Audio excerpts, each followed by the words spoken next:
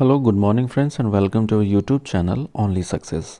हम लोग रोज़ अपना जो डेली क्विज सेगमेंट है उसमें हम लोग रोज़ की तरह हिंदू के जो इम्पोर्टेंट करंट अफेयर्स क्वेश्चंस हैं उसको हम लोग डिस्कस करते हैं, जिससे कि आप लोग जो रिव्यू देखते हैं उससे आप लोगों का जो भी करंट अफेयर्स है वो एक जगह कंपाइल होकर कवर हो जाए और बल्कि आपका रिवीजन भी होता चले।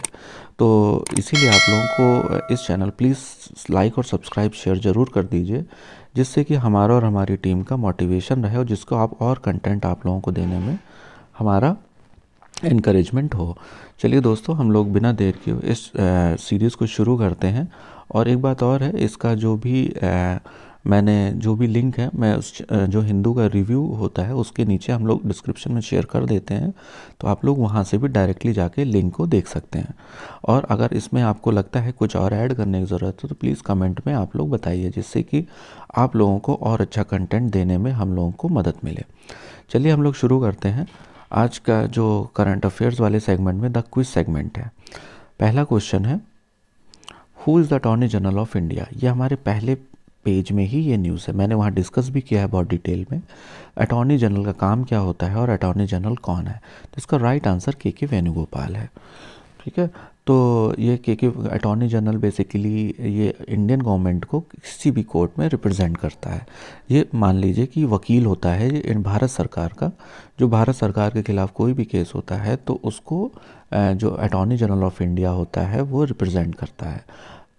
तो इसका राइट आंसर के वेणुगोपाल है। अच्छा, आप लोग अगर एक कमेंट में आप लोग ये ज़रूर बताइए कि किस आर्टिकल में अटॉर्नी जनरल होता है, और आप लोग कमेंट में ज़रूर बताइए कि किस आर्टिकल के तहत ये आता है। ये बहुत इंपॉर्टेंट है और ये आप लोगों से पूछा भी जाता है। अगला जो क्वेश्चन है, recently in news which naval ship met an explosion at Mumbai dockyard. आप लोगों ने न्यूज़ में देखा होगा एक मुंबई डॉकयार्ड में एक शिप है उसमें आग लग गई, जिसके कारण 3 नेवल पर्सन्स की जान चली गई। तो उसके वहीं से ये क्वेश्चन उठाया गया है कि वो शिप का नाम क्या है। तो ये मैंने वहाँ भी बोला था कि इस क्विज़ देखने में आपको एज इट इज़ कैसे क्वेश्चन फ्रेम हो सकता है ये आप लोगों को पता होना चाहिए।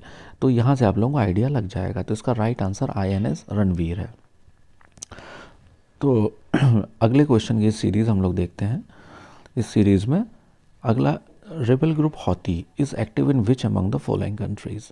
ये आज के न्यूज़पेपर में हौती के लगभग 4 से 5 न्यूज़ है, जिसमें से 3 तो आर्टिकल हैं केवल। तो वहाँ बहुत डिटेल में मैंने डिस्कस किया हुआ है, तो आप लोग रिव्यू में देख लीजिए। तो यहाँ मैंने वही क्वेश्चन एक फ्रेम किया हुआ है कि जो हौती है किस कंट्री में एक्टिव है। तो बेसिकली यमन है, और आप लोग कमेंट में बताइए यमन के अलावा और किस कंट्री में एक्टिव है हौती। तो विच कंट्री, आप लोग कमेंट में ज़रूर बताइए, जिससे मुझे ये लगेगा कि नहीं, रिव्यू में आप लोगों ने बहुत अच्छे से देखा है। अगला जो इम्पोर्टेंट न्यूज़ है उसको हम लोग यहाँ डिस्कस करते हैं, यमन के कैपिटल। आज यमन 2 दिन से यमन बहुत ज़्यादा न्यूज़ में है। उसी सीरीज़ में हम लोग बहुत ज़्यादा इसको देखते हैं, और यमन का कैपिटल क्या है वहाँ यहाँ पे हम लोग वही डिस्कस करने वाले हैं। यमन का कैपिटल है सना। ठीक है, और आप लोगों को बताना है कि सऊदी अरेबिया का कैपिटल कौन है, क्योंकि जहाँ हम लोगों ने हौती की न्यूज़ पढ़ी है वहाँ सऊदी अरेबिया और UAE की भी न्यूज़ पैरेलली पढ़ी है। तो आप लोगों को कमेंट में प्लीज़ बताइए कि इसमें सऊदी अरेबिया की कैपिटल क्या है। What will be the new capital of Indonesia for which bill has been pass by the parliament. अच्छा, अभी देखिए जो क्लाइमेट चेंज चल रहा है उसको लेके जो भी आइलैंड कंट्रीज़ हैं उनकी जो भी कुछ सिटीज़ हैं, कुछ कैपिटल सिटीज़ भी बन जाती हैं, तो उन लोगों का बेसिकली जो सी लेवल राइज के कारण वो लोग खतरे में आ गए हैं।